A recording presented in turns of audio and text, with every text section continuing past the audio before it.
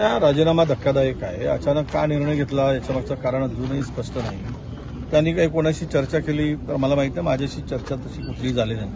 म्हणजे त्यांच्याबरोबर मी गेले 2007 पासून आज 16 वर्ष झालेत त्यांच्याबरोबर मी काम करतोय. त्यांच्या मंत्रिमंडळामध्ये मी काम केलेलं आहे. एक नाही दोनदा काम केलेलं आहे राज्यमंत्री म्हणून. आणि माझे त्यांच्याशी फार सलोख्याचे संबंध होते आणि कदाचित त्यामुळेच अनेक वावड्या उठल्यात इथे गेले की वडेट्टीवार जातील त्यांना जोडून. यामध्ये काही तथ्य नाही. मी आता मतदारसंघामध्ये फिरतो आहे. त्यांच्या जाण्याचं कारण ते स्पष्ट करू शकतील.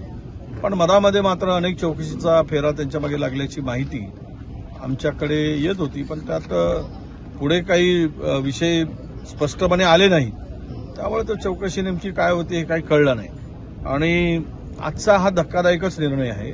पण मी एक सांगतो आपल्याला की ज्या पद्धतीने हे पक्ष फोडण्याचं काम, माणसं नेते पळवण्याचं काम भाजपा करते आहे, तर मला वाटतं की मतदान रूपी राजा, मतदान देणारा मतदार राजा जो आहे तो अशा फाडाफोडीच्या राजकारणाला विटलेला आहे, वैतागला आहे.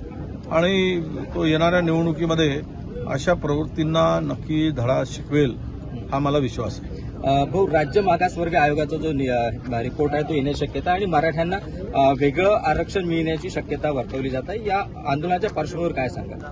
नाही, वेगळं मराठ्यांना आरक्षण देण्यात कुणाचाही विरोध नाही.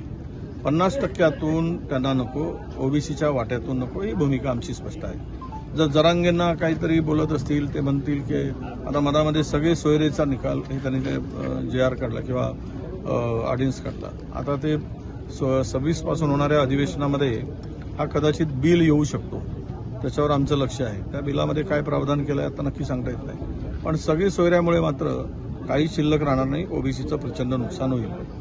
तो निर्णय शासनाने परिपत्रक कदाचित रद्द करतील आणि बिल आणून त्यामध्ये स्वतंत्र जर आरक्षण देत असतील तर मराठ्याला स्वतंत्र आरक्षण देण्याला कोणाचाही विरोध असण्याचं कारण नाही. पण ओबीसीच्या वाट्यातून जर देणार असाल आणि ओबीसीच्या आरक्षणाला धक्का लावणार असाल तर मात्र आम्हाला आमची भूमिका त्याला स्पष्टपणे विरोध करण्याची आहे आणि ते आम्ही विरोध करू.